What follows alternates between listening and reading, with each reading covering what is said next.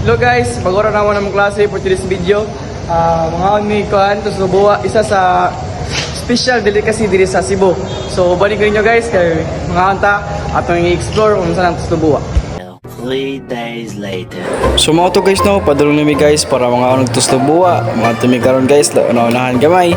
Si mo ni akong kauban guys, si GC Aligarbes, my classmate. Shout out sa iyo idol. So mo ni mong journey guys padulong sa kananan og tuslubuha, kaya kuyogin ninyo guys kay i-try na to kung unsa gid ni kalami ang tuslubuha. Mga to guys. 3 weeks later. So mo ni guys, mo din yung mga ingredients guys, mo ni ang oto sa baboy, o mo ni ang sili, ahos, o mo ni ang sabaw guys, mo kabaw sa ingan ani pero kailangan mo sabaw, o mo ni ang mantika guys. So start na ta guys magluto. Una-una to ang sibuyas ug ahos, gimix na. Next ang sili para maanghang dayon. Ay wala guys, sorry. So nga guys, kayo-kayon ra nimo ya. Gahuman, tanang sa mga kauban, sa mga aswit, sheesh, dami kayo na guys.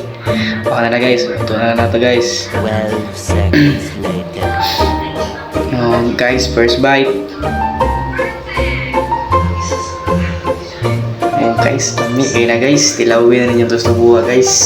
Special delicacies sa Cebu City. So guys, mga to guys, atong interview si ate guys about sa negosyo. Tara! Wala sa dito sa So mga to guys, dagan na sila branch guys, pero ang main branch nila guys sa Dolho guys. So nakuha na po sa ating nga pwede mag-franchise sa negosyo. So mga to, thank you for watching. Goodbye!